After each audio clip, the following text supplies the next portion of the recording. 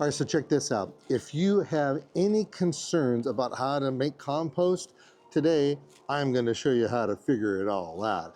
I've done a lot of different things on making compost myself, from overwatering to finding out exactly what you need to make it do what it's supposed to do.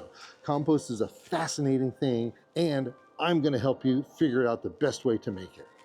If you're considering on constructing a compost pile, you have tons of options.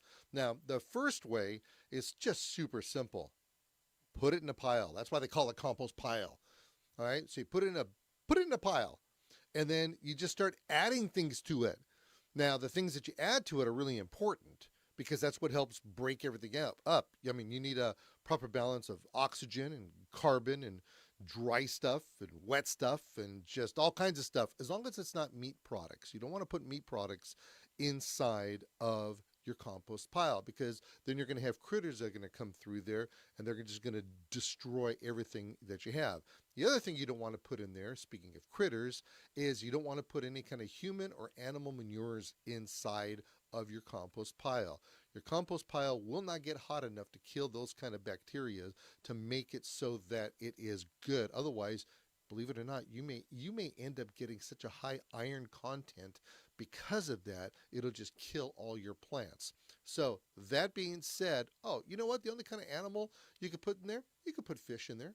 That would be okay. But the fish are also going to attract animals. So there's ways around this. Going to be kind of gross, but you can actually take your fish, put it in a blender with some water, and then you can sprinkle it on the area. You know what? And then it also doesn't hurt to throw a couple of worms inside your pile as you're doing this. But in order to keep your compost not stinky and not smelly, is by turning it.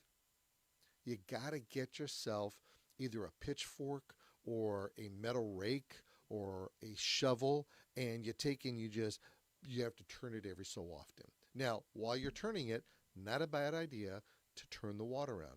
Now, if you promise not to tell anybody, this actually happened to me. I was out in my yard, and I have two compost piles. I have three areas that I compost pile. I have an actual tumbler, and then I have an area where I've got my pallets set up. I've got a pallet in the back, two pallets on the side, throw my stuff in there, and then I just let it go. Technically, I guess I have four, because I do have a bag of just leaves where I make leaf mold. Totally different story. We're not going to get into that right now.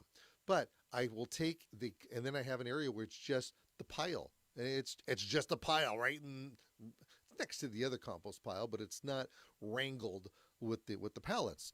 So I I did something the other day where I took some fresh grass clippings, not a whole bunch, probably around 30 gallons, about a trash can full, and I added it to my compost pile, and then I kind of mixed it in a little bit.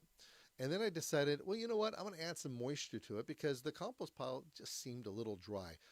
The weather we've been having here at the thingsgreen.com botanical gardens, in fact, even today, it's like maybe 4,000 degrees. And so, even though the compost pile wants to be hot, you need to have the water there to add to that. It'll help heat it up, and you turn it, and then it gets the oxygen in there and it becomes moist. We don't want it wet, we want it moist. That's a good combination. So what I ended up doing is as I put the hose in there and I turned it on, then I went to the other plants in the yard, and I was watering them and doing this, looking at my sugar cane and my rhododendrons. I had some plants that are a little too toasty inside the greenhouse, so I did stuff in there. And then I have my dragon fruit, looking at them and petting them, because you got to keep your dragon happy. And then of course you have all of your have all my full bed of the basil that I grow. Ugh, I grow too much basil, but I love it. Anyway, so with all that being said, when I decided to go out into the garden this morning, I realized I forgot to turn the water off on my compost pile. I am going to have such a high water bill. It's ridiculous. Total mistake. And The reason why, number one, I forgot it because I'm a dude. Dudes forget stuff like that. I went and I put it in, and I didn't hear it splashing. I put it in because I wanted to get into the center of the pile. Well, let me tell you, it got into the center of the pile. It got into the top of the pile. It got into the floor. I probably I probably used as much water to fill up an Olympic pool. Yeah, don't do that. Okay, that's just not good to do. It's yeah, I can't believe confessions of a landscaper. All right, so yeah, that's what happened right there. So I went and turned the water off. Of course, nothing you could do about it. Just let everything soak in the ground. Thank goodness that it went into the ground, and then that could replenish the water table. All right, so there's always a plus to a minus. That's what I say. Anyway, so what you're going to want to do is you want to just make sure that you turn this thing on a regular basis. If you're going to be putting in kitchen scraps, anything that you put in there, try to break them up a little bit. That's why grass clippings work so well because they're small, and the second that you cut them off, they want to know what the heck is going on, and they get real hot. You ever put your hand in a trash can or a basket with the clippings? It's real warm in there. That's the kind of bacteria that you need to break your compost down. And then once you have that, you also have to remember that you could put your dry leaves in there. You could put shredded newspaper in there. You could put small pieces of just different things. You could put in some soil. I like to do that. I'll take a bucket of soil and I'll put it inside. So that right there is how we make a compost pile.